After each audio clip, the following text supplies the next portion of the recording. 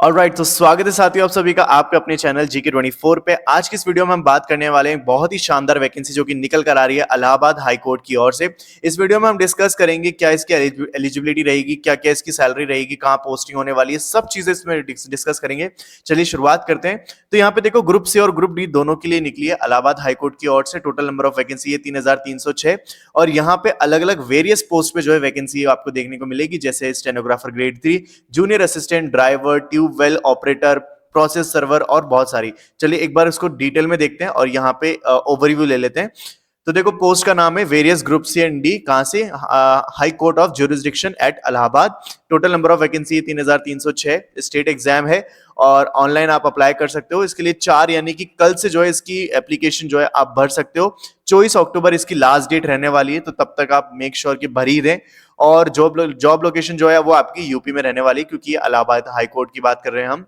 यहाँ पे आपको सिलेक्शन प्रोसीजर, एक तो रिटन एग्जाम होगा एंड देन स्किल टेस्ट होगा, वो भी हम बात करेंगे डिटेल में। अब देखते हैं यहाँ पे इंपॉर्टेंट डेट्स की। ठीक है, तो जैसा कि मैंने आपको बताया, इसका जो नोटिफिकेशन है वो 1 अक्टूबर को आया। ऑनलाइन जो है यहाँ पे 4 अक्टूबर को इसकी शुरू हो जाएंगे एप्लीकेशन और 24 अक्टूबर इसकी लास्ट डेट है, तो ध्यान रखना ये। और रिटन एग्जाम की भी कोई भी डेट अनाउंस नहीं हुई है, लेकिन अगर आप मान के चलो तो 3 महीने आप जो है मैक्सिमम मान के चलो आपकी तैयारी के लिए जो है बहुत कम टाइम है, तो आपको आज से तैयारी शुरू कर देनी है इसकी।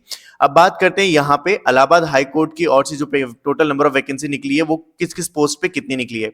सबसे पहले स्टेनोग्राफर ग्रेड 3 के लिए टोटल निकली है 583, जूनियर असिस्टेंट के लिए 1054, ड्राइवर के लिए 30 और यहाँ पे कंबाइंडली यहाँ पे जो बाकी ग्रुप डी की पोस्ट है, जैसे कि ट्यूबवेल ऑपरेटर, प्रोसेस सर्वर और ऑर्डरली पियोन, ऑफिस पियोन है ना, इस सबके लिए टोटल वैकेंसी निकली है 1639। ठीक है, तो इस तरीके से बनती है 3306 टोटल पोस्ट। अब आगे यहाँ पे फीस कितनी रहने वाली, देखो ये बहुत ही बड़ा इंपॉर्टेंट क्वेश्चन है। यहाँ पे पहले बात करते हैं स्टेनोग्राफर ग्रेड 3 की।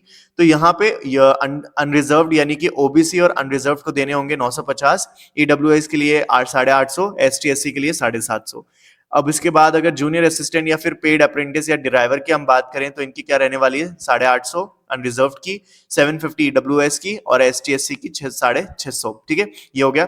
इसके बाद ग्रुप डी की जो पोस्ट है उन सभी के लिए 800, 700 और 600, मतलब कहीं ना कहीं आप देख सकते हो 50 या 150 रुपए का जो है यहाँ पे डिफरेंस रखा गया है, ज्यादा नहीं है। लेकिन आप फीस पर मत जाना। देखो, मैं मान सकता हूं कि यहाँ पे फीस थोड़ी सी ज्यादा हो सकती है कंसिडरिंग स्टूडेंट लाइफ, लेकिन ये वैकेंसी जो है ना ये बहुत ही ज्यादा इंपॉर्टेंट है और आप बहुत ही इजीली इसको क्रैक कर लोगे अगर आपने तमीज से अच्छे से तैयारी कर ली ना। आई मेक श्योर कि आप जो है डेफिनेटली इसको कर लोगे, आई नो। देखो, अब बात करते हैं इसकी एलिजिबिलिटी की।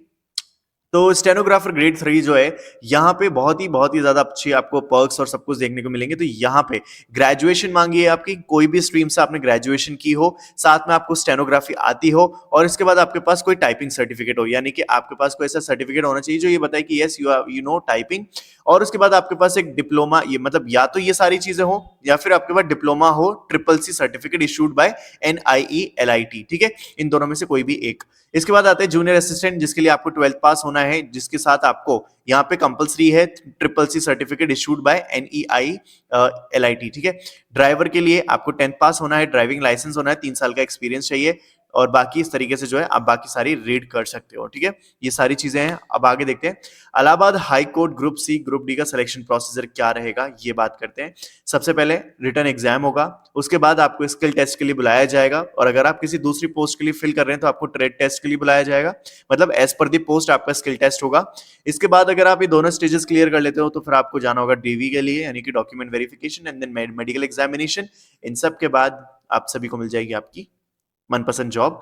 अब यहाँ पे देखो, सबसे बड़ा एक सवाल आता है कि यहाँ पे सिलेबस क्या रहने वाला है। ठीक है, सिलेबस की अगर मैं बात करूं तो 2 पोस्ट है, जैसे कि जूनियर असिस्टेंट और स्टेनोग्राफर। ठीक है, इसके लिए जो है मोस्टली लोग अप्लाई करेंगे। तो इन दोनों का जो सिलेबस है ना वो बिल्कुल सिमिलर सा है, जहां पे आपको एसएससी सीएचएसएल का जो सिलेबस होता है ना उसको ही फॉलो करना है। ठीक है, उसी को फॉलो करना है। नंबर ऑफ क्वेश्चन ज्यादा कम हो सकते हैं, बाकी सेम पैटर्न पे आपका एग्जाम रहने वाला है, तो ये चीज आपको ध्यान रखनी है। और अब बात करें सैलरी की, तो देखो सैलरी भी काफी अच्छी है। इसके अंदर 40,000 के करीब जो है यहाँ पे आपकी सैलरी रहने वाली है स्टेनोग्राफर की पोस्ट पे। ठीक है, और करीब आपकी 32,000 रहने वाली है आपकी सैलरी किस पे? यहाँ पे आपकी पोस्ट जो है जूनियर असिस्टेंट उसके लिए। तो बहुत ही अच्छी वैकेंसी है। आई होप मैंने वैसे मोटा-मोटा जितनी भी इन्फॉर्मेशन आपके लिए रिक्वायर्ड थी वो सारी कवर कर दी होगी। इन केस अगर कोई भी यहाँ पे इन्फॉर्मेशन रह जाती है तो आप मुझे कमेंट करके जो है पूछ सकते हो and I would love to answer your comment. So thank you so much and मुझे कमेंट करके बताइए कि कौन-कौन इस वैकेंसी के लिए अप्लाई कर रहा है।